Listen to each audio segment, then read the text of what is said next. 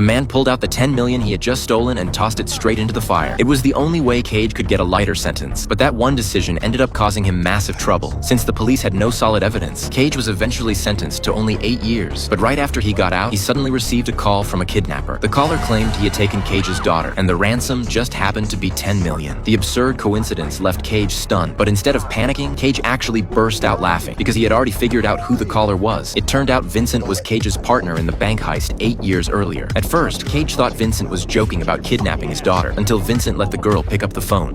No? Hearing his daughter crying, Cage finally realized how serious the situation was, but the 10 million was already burned, and Vincent believed Cage had kept the money for himself. Vincent threatened that if Cage didn't deliver 10 million within a day, he would hack his daughter to death. What Vincent never expected was that after Cage hung up, he ran straight to the police station, but the chief didn't believe anything he said. Desperate to save his daughter, Cage knocked out 2 officers in the elevator, stole their key cards, and slipped into the records room. Cage knew very well that the only person who still had information on Vincent was Hoyt, the guy who had helped steal the bank money years ago. After confirming Hoyt's exact location, Cage stormed over to him, cursing the whole way.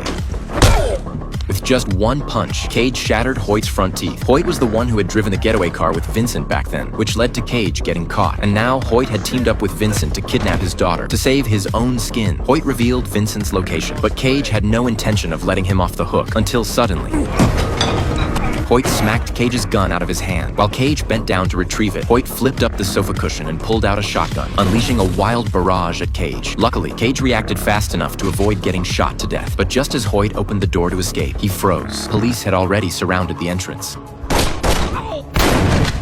They had been waiting outside the whole time, hoping to swoop in and reap the benefits, but Cage had no intention of letting them arrest him. He jumped from the 4th floor to a neighbor's balcony, and by the time the chief arrived, Cage had already fled the scene. Following the lead Hoyt gave him, Cage tracked down a taxi Vincent supposedly used, but to his surprise, the driver wasn't Vincent at all. After some intense interrogation, Cage learned the vehicle was a cloned cab. With the lead suddenly gone cold, he had no choice but to follow Vincent's demand and come up with 10 million in cash before nightfall. So he went to Anna, an old teammate, planning to rob the same vault again. Anna immediately blew up. Robbing the same bank vault twice was basically suicide. But what shocked Anna even more was Cage saying he didn't need to enter the vault at all to pull off a perfect theft.